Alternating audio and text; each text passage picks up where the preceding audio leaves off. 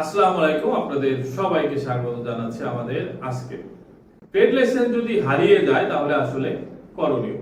Trade licence হারিয়ে গেলে আপনার প্রথম কাজ হচ্ছে নিকটবর্তী থানায় গিয়ে একটি জিডি করা, কারণ এটি অত্যন্ত মূল্যবান একটি।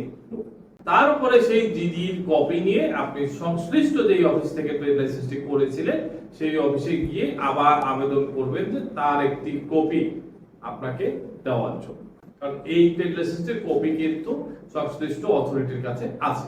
এইভাবে করে আমাকে অবশ্যই আবার নতুন করে ট্রেড লাইসেন্সের কপি সংগ্রহ করতে হবে।